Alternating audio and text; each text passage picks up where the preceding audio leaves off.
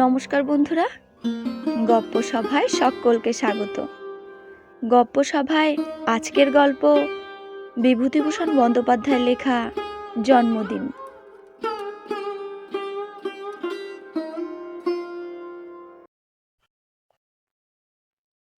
আজ সকালের দিনটা যেন কী রকম। যা কিছু করবার ছিল শেষ হয়ে গিয়েছে রায়বাহাদুরের।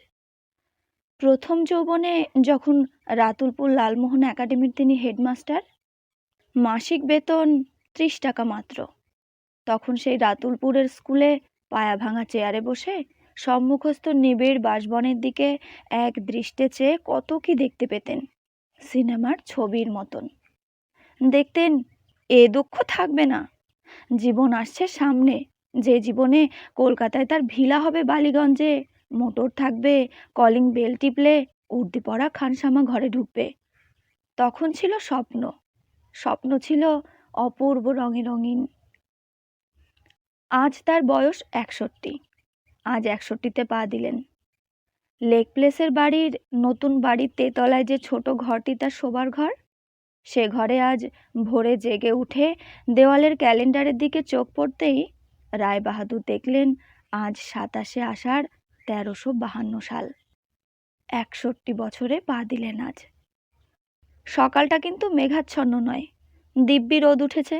বাড়ির ছাদের মাথায় সোদালি গাছগুলোর মগডালে মন কেমন চঞ্চল হয়ে উঠল। চা পানের পর বাড়ি থেকে বেরিয়ে পড়লেন। ছোট মেয়ে সুমিতা বলেছিল, বাবা টোস্ট ভাজা হচ্ছে, দুখানা খেয়ে যাও চায়ের সঙ্গে। না, ও কি মাখন? আজকাল মাখন বলে যা বিক্রি হয়, ও দিয়ে টোস্ট আমাদের ধাতে সয় না, তোরা খা বলে রায়বাহাদুর বেরিয়ে পড়লেন। খানিকটা এদিক ওদিক ঘুরে রায়বাহাদুর লেকের ধারের বেঞ্চিতে এসে বসলেন। একখানা মিলিটারি বোট কিছু দূরে ভাসাতে চেষ্টা করছে। একখানা লরি নিকটের রাস্তায় স্টার্ট দেওয়ার প্রচেষ্টায় প্রচুর গ্যাস ও শব্দ ছাড়ছে। না, কোথাও যদি একটু শান্তি আছে। 61 হলো তাহলে? যখন তিনি 16-17 বছরের ছেলে, কারো বয়স 32 কি 34 বছর শুনলে তাকে প্রৌঢ় বলে মনে হতো। 40 বছরের লোক তো ছিল বৃদ্ধের মধ্যে গণ্য। আর এরই মধ্যে তার 61 বছর বয়স হয়ে গেল। নিজেকে খুব বেশি বুড়ো বলে মনে করতে পারছেন না রায়বাহাদুর। সেদিনও তো ধর্মতলার চুল কাটা সেলুনে বসে চুল ছাটিয়েছেন। কতদিন আর হবে? রায়বাহাদুর মনে মনে একটা মোটামুটি হিসেব করার চেষ্টা করলেন। কাশি থেকে এসেছেন যেবার, বেশ মনে আছে। লেসলির বাড়িতে তার শালাকে যেবার চাকুরি জুটিয়ে দিলেন গণেশ সরকারের সাহায্যে। গণেশ সরকার তার সহপাঠী, দুজনে একসঙ্গে সেকালে সিটি কলেজে পড়েছিলেন। গণেশ সরকার লেসলির বাড়ি বড় চাকরি করত, এখন অবসর নিয়েছে। গণেশেরও বয়স তা হলো 60-61, 2-1 বছর কম বা 2-1 বছর বেশি, ওতে কিছু যায় আসে না। সেটা হবে 1920 সাল। দেখতে দেখতে 25 বছর হয়ে গেল। ভাবলে মনে হয় সেদিনকার কথা। হিসেব করলে দেখা যায় হাওড়ার পুলের তলা দিয়ে অনেক জল বয়ে চলে গিয়েছে তারপর। তবে ওই যা ভাবছিলেন রায়বাহাদুর, বয়স হলে কি হবে, আর 5 জন বুড়োর মতো তিনি নন। এমনকি 55-56 বছরের লোককে তিনি অনেক সময় বুড়ো বলেই উল্লেখ করে থাকেন। নাতি ও ছেলে মেয়েদের কাছে তিনি বলেন, ওই বুড়ো নাপিতটা আজ এসেছিল রে। নিজের চেয়ে 2-1 বছর কম বয়সের লোককে বলেন, আরে একেবারে বুড়ো মেরে গেলে যে, ছ্যা ছ্যা ছ্যা, দাঁতগুলো সব খুইয়েছ দেখছি। তার দাঁত এখনো অটুট আছে, দাঁতেই নাকি যৌবন, তিনি মনে মনে ভাবেন এবং 5 জনকে বলেও বেড়ান। নিজের কাছে এই সত্যটা প্রমাণ করার জন্য তিনি মাঝে মাঝে পার্কে নির্জনে বসে চানাচুর, ডাল, বাদাম ভাজা কিনেও খেয়ে থাকেন। এই কি দিচ্ছিস ও? 2টো ডাল ভাজা বেশি করে দিস। টাকা ভাঙতি নেই? ব্যাটারা সব ডাকাত। 4 পয়সার ডাল বাদাম কিনলাম, বলে কিনা টাকার ভাঙতি নেই। এই নে যা। বেশ জায়গা করেছে এই লেক, এই বেঞ্চিখানা বড় ভালো লাগে। মাঝে মাঝে এখানে এসে বসেন। নির্জনে বসে থাকতে ও ভাবতে বেশ লাগে। বাড়িতে বড় গোলমাল, বসে ভাববার সময় নেই। ভাববার কথা অনেক, কিন্তু বাইরের ঘরে ছেলে ও নাতির পড়ার মাস্টার এসে গিয়েছে এতক্ষণ। সুমিতার ঘরে সুমিতার বন্ধু অলকা ও ডাক্তারবাবুর নাতনি বেলা এসে গিয়েছে এতক্ষণ। অত গুজগুজ ফুসফুস কেন? সুমিতার মাথা বিগড়ে দেবে ওই ডাক্তারবাবুর ধিঙ্গি নাতিটা। কমিউনিস্ট। সেদিন কোথা থেকে এক গাদা ওইসব কমিউনিস্ট বইপত্র সুমিতার বিছানায়। আজকাল কি যে হচ্ছে দেশে, ছেলে মেয়েদের মধ্যেও কিনা এইসব। এই তো গেল বাইরের ঘরের কথা। যদি বাইরের বারান্দায় বেতের চেয়ারে বসবেন, তবে অমনি প্রতিবেশী বৃদ্ধ ভুবনবাবু এসে জুটবেন। এই যে রায়বাহাদুর, বসে আছেন নাকি? তামাক খাবেন না সকালবেলা? আজ কাগজ দেখেননি এখনো? ওকিনাওয়ার ব্যাপারটা দেখেছেন? ঘোল খাইয়ে ছাড়লে আমাদের বাবাজিকে। চা? তা হোক, আপত্তি নেই, নয়তো অবিনাশ দালাল এসে যাবে। রায়বাহাদুর, কেমন আছেন? বেশ, ভালো ভালো, শুনে খুশি হলাম। আর আমাদের এখন আহ, একটা কথা, আহ, হরিশ মুখুজ্জে রোডের বাড়িখানা একবার দেখবেন। আহ, আজই যেতে হয়। ওদের অ্যাটর্নিরা বড্ড প্রেস করছে। কাল আপনাকে ভাবলাম একবার ফোন করি। আহ, কটার সময় সুবিধে হবে? ওর চেয়ে ভালো আর পাবেন না। তবে বায়নার আগে রেজিস্ট্রি অফিসগুলো একবার সার্চ করে দেখতে হবে। সে আমি করিয়ে দেবো, আপনাকে কিছু করতে হবে না। চা? এত বেলায়?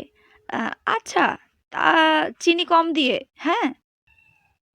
কিংবা আসবে গলির জীবন মুখুজ্জে, ওর ভাইপোর একটা চাকরির জন্য অনুযোগ করতে।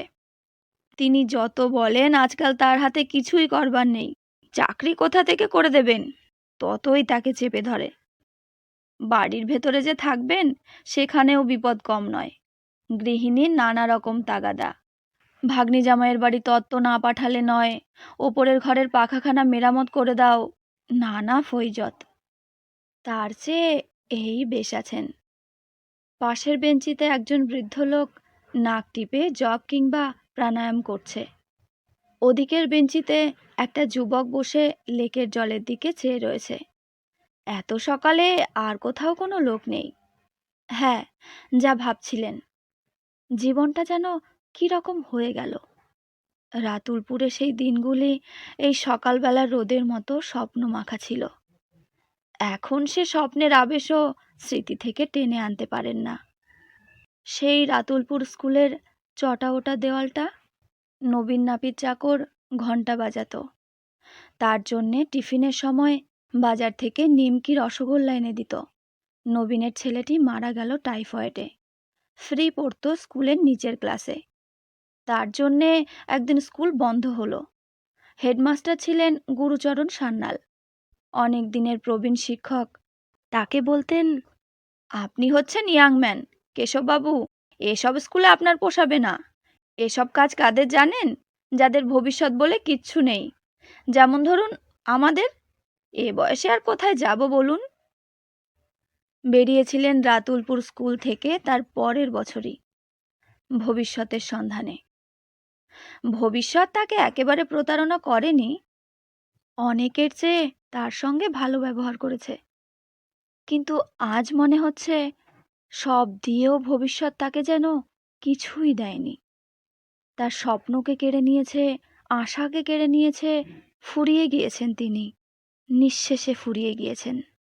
যে ভবিষ্যৎ আজ অতীত, তাকে তিনি জেতেননি, ঠকেছেন। আজ তার বয়স, থাক বয়সের কথা, ওসব কথা সবসময় মনে না আনাই ভালো। বয়সের কথা মনে না আনবার জন্যেই তিনি পার্কে বসা ছেড়ে দিয়েছেন। তার বাড়ির কাছে একটা পার্ক আছে। ছোট পার্কটাতে লেকপাড়া পেনশনপ্রাপ্ত জজ, সাব জজ, ডেপুটি ম্যাজিস্ট্রেট, বড় কেরানি প্রভৃতি বৃদ্ধের দল নিয়মিতভাবে বেড়াতে আসে। এ বেঞ্চিতে ও বেঞ্চিতে বসবে আর সামাজিক ও শারীরিক কথাবার্তা বলবে। অমুকের নাতনির বিয়ের কি হলো, তমুকের নাতনি এবার ম্যাট্রিক বৃত্তি পেয়েছে। মেয়ে ছেড়ে ওরা নাতনিতে নেমেছে। নাতনি সম্বন্ধে এমন উচ্ছ্বাসিত হবে যেন কারো নাতনি কোনোদিন ম্যাট্রিক পাসই করেনি। সব নাতনি অসাধারণ, সাধারণ নাতনি একটাও চোখে পড়ে না। নাতনির প্রসঙ্গের পরে উঠবে বাতের প্রসঙ্গ, দাঁতে ব্যথার প্রসঙ্গ, রক্তচাপের প্রসঙ্গ। যমদূত যেন দণ্ড উঁচিয়ে বসে আছে পার্কটার প্রত্যেকটা বেঞ্চিখানার ওপরে। যে আবহাওয়ায় বসলেই মনে হয় এবার দিন ফুরলো, সমঝে চলো, ইহকাল পরকাল হারিও না। কিংবা মনে করো শেষের দিন কি ভয়ঙ্কর। কিংবা বাঁশের দোলাতে উঠে কে হে বটে, যাচ্ছ তুমি শ্মশান ঘাটে, ইত্যাদি। দিন কত গিয়ে তাই রায়বাহাদুর আর ওইসব ক্ষুদ্র সামাজিক পার্কে যান না।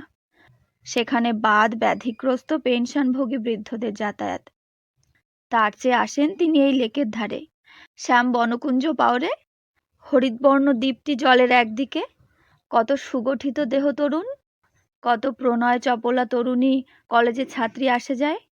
ওয়াকাইয়ের দল কলহাস্যে চটুল পদে বেড়ায় মাঝে মাঝে, ঠোঁটের রং খানিক আটোসাটো পোশাক পরনে। না, এখানে ভালো লাগে, যৌবনের হাওয়া বয় সর্বদা। বাঁচবেন অনেক দিন, হাত দেখিয়ে বেড়ান এখানে সেখানে রায়বাহাদুর। সেদিন কার্জন পার্কে এক উড়িয়া জ্যোতিষী তাকে বলেছে, তাছাড়া তিনি জানতেন তার আয়ু যে প্রায় 90-এর কান ঘেঁষে যাবে, জ্যোতিষী না বললেও তিনি জানেন। আজ এত পয়সা রোজগার করেও, কলকাতায় এত বড় বাড়ি করেও, V8 কার চালিয়েও মনে হচ্ছে রাতুলপুরের সেই দিনগুলো। 24 বছরের সতেজ যৌবন নিয়ে যদি আবার ফিরে আসতো। সেই বাঁশবাগানের দিকে চেয়ে দেখা, ঢং ঢং করে ঘন্টা বাজাতো নবীন নাপিত, কত নির্জনে বসে জীবনের ভবিষ্যতের স্বপ্নে বিভোর হয়ে থাকা। তখন ছিলেন গরিব স্কুল মাস্টার, আজ তিনি বড় লোক। স্কুল মাস্টারি ছেড়ে এক বন্ধুর পরামর্শে ব্যবসা ধরলেন, ইন্স্যুরেন্সের কোম্পানি খুললেন নিজেই। বড় অফিস হলো, ধুলো মুঠো ধরলে সোনা মুঠো হতে লাগলো। দেশহিতকর কাজও 2-4টা যে না করেছেন এমন নয়, পয়সাও যথেষ্ট হয়েছে। ছেলেরা বলে, ভালো গাড়ি কিনুন বাবা, একখানা মার্সিডিজ বেঞ্জ দেখে এলাম কাল, খরগোশের মতো নিঃশব্দে চলে। কি ফোর্ড গাড়িতে চড়বেন চিরদিন? যুদ্ধের আগের কথা অবশ্য। তেলের অভাব ছিল কি? কিছু ক্যালকাটা প্রপার্টিজ করলেন, যার জন্যে কলকাতায় বড় লোকেরা হা করে থাকে। বাড়ি বিক্রি করলেই রায়বাহাদুর কিনবেন। অ্যাটর্নির অফিসে গিয়ে হয়তো জানা গেল বাড়ির 3rd মর্টগেজ। প্রথম 2 বন্ধকি খতের টাকা শোধ দিয়েও বাড়ি কিনেছেন জেদের বশবর্তী হয়ে। দিন কতক জমি বেচাকেনাও আরম্ভ করলেন। এই লেক অঞ্চলে, বালিগঞ্জ স্টোর রোড, গড়িয়াহাটা অঞ্চলে অনেক বাড়ি তার জমির ওপর। এসব কাজে ঠকেছেনও অনেক। দায়শূন্য ভেবে যে সম্পত্তিতে হাত দিয়েছেন, রেজিস্ট্রি অফিস অনুসন্ধান করে দেখা গেল তার অবস্থা কাহিল। মানুষকে বিশ্বাস করা যে কত বিপজ্জনক। আজ সব করেও তিনি ফুরিয়ে গিয়েছেন।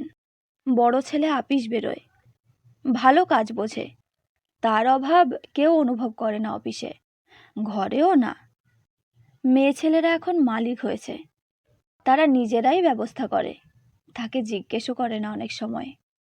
কেবল গিন্নি এখনো পুরনো দিনের সুর বজায় রেখেছেন। তাকে না হুকুম করলে গিন্নির চলে না, মুখ নাড়া মুখ ঝাড়া সব তারই ওপরে। আসলে পুত্রবধূদের প্রতাপে তিনি প্রায় অর্ধবাতিল। সুন্দরী বড় বধূটির দাপট সবচেয়ে বেশি। কলেজে পড়া মেয়ে, মুখের কাছে কেউ এগোতে পারে না। মুখের সৌন্দর্যে ত্রিভুবন জয় করতে পারে। বাড়ির ঝি চাকর তার কথায় মরে বাঁচে। বুড়ো বুড়িকে বড় কেউ একটা গ্রাহ্যের মধ্যে আনেই না। তাই তো বলেছেন তিনি ফুরিয়ে গিয়েছেন। 61 বছরেই ফুরিয়ে গিয়েছেন। আজ গাড়ির 5ম চক্রের মতোই তিনি অনাবশ্যক। ওই রাতুলপুরে তিনি প্রথম প্রেমে পড়েন।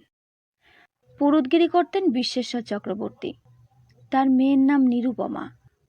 তার বড় পুত্রবধূ প্রতিমার তুলনায় হয়তো নিরুপমা তত কিছু না, তবুও সে সুন্দরী ছিল। মুখশ্রী কি চমৎকার। বাড়িতে আর কেউ থাকতো না পুরুত ঠাকুরের। নিরুপমার সঙ্গে বুড়ো জলপাই গাছের তলায় দুপুরের ছায়ায় লুকিয়ে দেখা হতো মাঝে মাঝে। 16 বছরের সুশ্রী কিশোরী। একদিন নিরুপমা 2টি পাকা আতা হাতে নিয়ে এসেছিল। হেসে বললে, তুমি আতা খাও? কেন খাবো না? এই নাও, আমাদের গাছের আতা। শুধু আতা দিলে আতা নেব না। নিরুপমা চোখ বড় বড় করে বললে, তবে কি? আরও কিছু দিতে হবে ওর সঙ্গে। কি? এই দেখিয়ে দিচ্ছি, সরে এসো। ধ্যাত, ভারী দুষ্টু তো। হাত ছেড়ে নিরুপমা পালিয়ে গেল হরিণীর মতো চটুল গতিতে। আর একদিন বিশ্বেশ্বর চক্রবর্তী সেদিন তার মায়ের তিথি উপলক্ষে ব্রাহ্মণ ভোজনে গ্রাম্য মাস্টারটিকেও নিমন্ত্রণ করেছেন। খেতে বসেছেন ভাবি রায়বাহাদুর, পরিবেশন করছে নিরুপমা। আরও ৫-৬ জন ব্রাহ্মণ একত্রে খেতে বসেছে। হঠাৎ খেতে খেতে মুখ তুলে দেখলেন নিরুপমা ঘরের মধ্যে জানলার কাছে দাঁড়িয়ে এক দৃষ্টে তার দিকে চেয়ে আছে। উনি ঈষৎ হেসে ফেলতেই নিরুপমাও মৃদু হেসে জানলা থেকে সরে গেল। কালকের কথা বলে মনে হচ্ছে, অথচ কত কাল হয়ে গেল, ৪০ বছর। আজও চোখ বুজলে নিরুপমার সেই সলজ্জ দুষ্টুমিষ্টি হাসি তিনি দেখতে পান। এক আধ দিন নয়, এরকম কত ঘটনা ঘটেছিল ১ বছর ধরে। নিরুপমার সঙ্গে তার বিবাহের প্রস্তাবও হয়েছিল, বিবাহ হয়েও যেত, কিন্তু গ্রামের বিধুভূষণ মজুমদার এক সামাজিক জোট পাকালেন। রায়বাহাদুর কিশোরকুনি থাকের ব্রাহ্মণ, অর্থাৎ কৃষ্ণনগরের রাজারা যে বংশের। তখনকার আমলে কিশোরকুনি থাকের পাত্রকে কুলিনেরা কন্যাদান করতেন না, সেকালে এমনই ছিল। বিবাহ ভেঙে গেল। রায়বাহাদুর বিদেশি লোক, কেউ তাকে খবর দেওয়ারও ছিল না। বিয়ের দিন নিরুপমা কেঁদেছিল নাকি কাঁদেনি, শুধু সংবাদটা পাবার জন্যে রায়বাহাদুর কত চেষ্টা করেছে, কেউ এ সংবাদটা তাকে দিতে পারেনি। আর কখনো নিরুপমার সঙ্গে তার দেখাও হয়নি। কেই বা সংবাদ এনে দেবে? এই ঘটনার কিছুদিন পরে রায়বাহাদুর সে গ্রাম ত্যাগ করে আসেন, আর যাননি কোনো দিন। জীবনের প্রথম প্রেম, সেসব দিনের কথা ভাবলেও হারানো যৌবন যেন আবার ফিরে আসে। ওখান থেকে চলে আসবার পর তিনি কতবার ভেবেছেন নীরু আজ কোথায় আছে, কেমন আছে, তার জন্য কি নীরু ভেবেছিল? এ সংবাদ তাকে কেউ দেয়নি। বিবাহ করেছিলেন বড় লোকের সুন্দরী মেয়েকে, কিন্তু নীরুকে ভোলেননি কোনোদিন। প্রথম প্রথম খুবই ভাবতেন, মধ্যে ১০-২০ বছর আর তেমন ভাবতেন না, অর্থ উপার্জনের নেশায় ভুলেছিলেন। এখন আবার মাঝে মাঝে মনে হয়। একটি তরুণ যুবক এসে কিছু দূরে একটা নারকেল গাছের তলায় এসে দাঁড়ালো। এদিকে ওদিকে যেন সে কাউকে খুঁজছে। রায়বাহাদুর সচকিত হয়ে উঠলেন। ছোকরা নিশ্চয়ই ওর প্রেমিকার সন্ধানে এসেছে। তার ছোট ছেলে অমিয় জীবনের বয়সী। আজকাল এমনই হয়েছে, তাদের সময় কিছুই ছিল না। তরুণী অভিসারিকাদের পক্ষে স্বর্ণযুগ চলছে এটা। কই ছোকরাটা একা বসে আছে উদ্ভ্রান্তভাবে? কই তিনি, মানে মা লক্ষ্মীটি, এখনো আসেন না কেন? আজ রায়বাহাদুরের ইচ্ছে হলো রাতুলপুরে যাবেন, একবার গিয়ে দেখে আসবেন। তার মনে হচ্ছে ৪০ বছর যেন কেটে যায়নি, যেন তিনি নব্য যুবকই আছেন। ভ্রমরকৃষ্ণ গুম্ফ আছে তার, যেন তিনি ব্লাড প্রেশারে ভুগছেন না আজ ২ বছর, যেন তার বাত হয়নি সেবার আশ্বিন মাসে, এবং বাতে কিছুদিন শয্যাশায়ী হয়েও ছিলেন না। যেন রাতুলপুরের আম, শিমুল, জাম, কাঁঠালের ঘন ছায়ানিকুঞ্জে চিরযৌবনা নিরুপমা আজও কিশোরী, তারই আশায় পথ চেয়ে বসে আছে। গাছতলা সেই যুবকটি কিছু দূরে একটা বেঞ্চির ওপরে হতাশভাবে বসে পড়েছে বেচারি। সেই রাত্রেই রায়বাহাদুর মনে মনে ঠিক করে ফেলেছেন তিনি রাতুলপুর যাবেনই, কাল সকালে উঠেই যাবেন। ছোট মেয়ে সুমিতা এসে বললে, বাবা রাত্রে কি খাবে? বৌদিদি বলে পাঠালেন। রায়বাহাদুর মুখ খিচিয়ে বললেন, কেন তিনি জানেন না আমি রাতে কি খাই? যাও পর্দাটা তুলে দাও। সুমিতা মুখের অপূর্ব ভঙ্গি করে চলে গেল। রায়বাহাদুরের দোতলার দক্ষিণমুখী বসবার ঘর। সামনের দেওয়ালে সবই জানালা। সুমিতা জানালার পর্দা তুলে দিয়ে চলে গেল। পুরু গদিয়াটা গিলি কৌচে বসে শেড দেওয়া লম্বা ডালের আলোতে রায়বাহাদুর অন্যমনস্কভাবে একখানা বাংলা মাসিক পত্রিকার পাতা উল্টাচ্ছিলেন। এসব পত্রিকা টত্রিকা এনেছেন মেয়ে বা বৌমারা, তিনি এসব পড়েন না। বড় পুত্রবধূ প্রতিমা রূপের হিল্লোল তুলে ঘরে ঢুকে বললে, আমায় ডেকেছেন? হ্যাঁ, আমি কি খাবো জিজ্ঞেস করে পাঠিয়েছ কেন? আমি কি খাই? প্রতিমা জানে শ্বশুর বৃদ্ধ হয়ে ইদানিং খিটখিটে হয়ে পড়েছেন। সে সান্ত্বনা সুরে বললে, আপনি দুদিন কিছু খাচ্ছেন না রাত্রে, বলেন সাবু করে দিতে। তা আজও কি সাবু খাবেন, না লুচি খান কত গরম গরম করে আনবো? ভালো মাগুর মাছ আছে কি না, তাই বলে পাঠালুম। মাগুর মাছের কথা আমায় কেউ বলেনি তো, সবাই হয়েছে। তাহলে দুখানা লুচি আনিগে ভেজে। হ্যাঁ, রাত 3টে করো না, 10 মিনিটের মধ্যে আনছি বাবা। না, এ সংসারে সুখ নেই, তার মুখের দিকে কেউ তাকায় না। গিন্নিকে এতই ব্যস্ত যে একবার এসে তার খাবার খোঁজ নিতে পাবেন না। আজ যদি। প্রতিমা একটু পরেই রূপোর থালায় লুচি সাজিয়ে ও একটা খুঁড়ো বসানো ছোট রূপোর বাটিতে মাছের ঝোল নিয়ে ঘরে ঢুকল। রায়বাহাদুর বললেন, তোমার শাশুড়ি কি করছেন? প্রতিমা সুললিত ভঙ্গিতে আঁচল সামলে নিয়ে বলল, মা ঠাকুর ঘর থেকে বেরোননি তো? বেশ, বেরুতে হবে না। বসুন, জল নিয়ে আসি বাবা, টেবিলেই খাবেন তো? রায়বাহাদুর বিরক্তির সঙ্গে বললেন, রেডিওটা সর্বদা ঝংঝং করলে আমার মাথা ধরে যায়। কে খুলেছে রেডিও? ছোট বৌমা বুঝি? বন্ধ করে দাও, ও নাকি সুরের গান আমি সর্বদা বরদাস্ত করতে পারি না। রাতুলপুরেই যাবেন তিনি। অসহ্য হয়ে উঠেছে এ সংসার। শান্তি বলে জিনিস নেই এই সংসারে। একবার গিয়ে ঘুরে আসবেন প্রথম যৌবনের সেই শত মধুর স্মৃতিমাখা গ্রামটিতে। হয়তো নিরুপমার সঙ্গে দেখা হয়েও যেতে পারে। অন্তত সেই সব জায়গাতে আবার গেলে জীবনের একঘেয়েমি কেটে যাবে। মাথা ধরেছে বেজায় শুধু রেডিওটার জন্যে। কতবার তিনি বারণ করেছেন, কিন্তু এ বাড়িতে তার কথা কেউ আমলে আনে? সাধে কি তিনি? শরীর কেমন ঝিমঝিম করছে। মধ্যরাত্রে বড় পুত্রবধূ প্রতিমার ছোট খোকাটি জেগে মায়ের ঘুম ভাঙালো। প্রতিমা উৎকর্ণ হয়ে শুনল দোতলা শ্বশুরের ঘর থেকে কেমন যেন একটা অস্বাভাবিক গোঙানি শব্দ আসছে। সে তখনই নিচে এসে সকলের ঘুম ভাঙালো। রায়বাহাদুর বিছানায় গুটিসুটি হয়ে অস্বাভাবিকভাবে শুয়ে আছেন। তার মুখ থেকে একটা অস্পষ্ট শব্দ বার হচ্ছে। বড় ছেলে বাড়ি নেই। ছোট ছেলে ফোন করে দিলে ডাক্তারকে। তারপর নিজেও ছুটল। খুব হইচই উঠল। সবাই ঝুঁকে পড়ল বিছানার ওপরে। বড় মেয়েকে আনতে মোটর ছুটল বাগবাজারে। ঝি চাকর মেয়ের দল পুত্রবধূর দল নাতি নাতনিরা মিলে লোকের লোকারণ্য ঘরের ভেতর। রায়বাহাদুর কি একটা বলছেন অস্পষ্ট গোঙানির মধ্যে। কেউ বুঝতে পারছে না।